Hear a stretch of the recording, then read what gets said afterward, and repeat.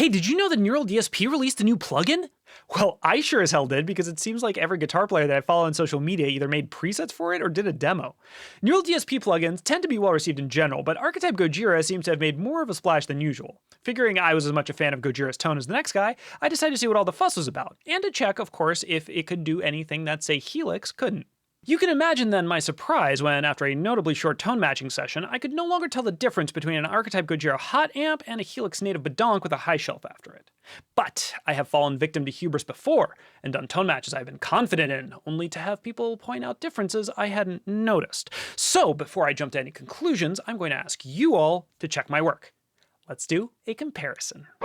Now, being the astute and perceptive viewers you are, I'm sure many of you are chomping at the bit to point out that I literally just did a video on how deceptive audio comparisons can be. And yes, I did, but that is not going to be the kind of comparison we are going to do. First, the ground rules. We are going to be evaluating just the amp sim and overdrive pedal, because those are, in my opinion, the real crux of the tone.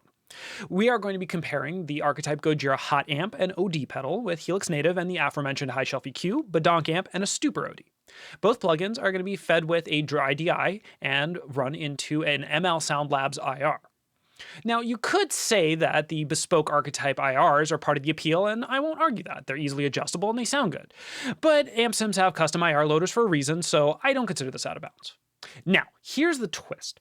Rather than play you two clips back to back and have you guess which is which and then see which one you prefer, we're just going to test whether there's an audible difference. I'm going to play a track, and while it's going, I'm going to cut back and forth between the two tones at random spots. Your job is just to identify where the cuts are and which sections sound different from each other. We're going to go through it twice, once in a full mix and once playing on easy mode with just the guitars. The cut points are going to be different for each, so you can't use one to clue into the other.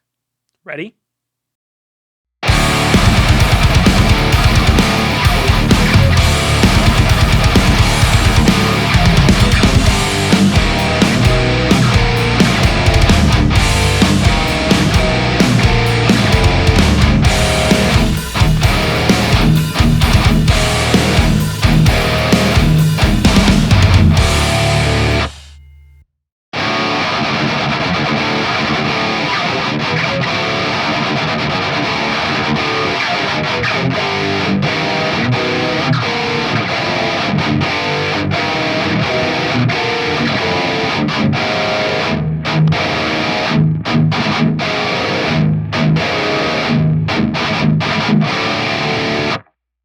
All right, hop into the comments and let me know where you think the cuts are, or hit me up on social media. I'm at The Bishop Game on everything. I will reveal the answers a week from now, so go ahead and subscribe to the channel so you don't miss it. I think there's some bell thing you have to hit now to get notified. I don't know. Anyway, and then also go ahead and hit like so that the algorithm shows this video to more people and we can get a larger sample size for this experiment. Also, special thank you to super drummer Blaize Collard for desuckifying my drum programming. You can check out the bent knee cover that the two of us worked on my channel, and you should subscribe to his because he's about to start launching videos soon, and I'm sure they will be awesome. See you next week.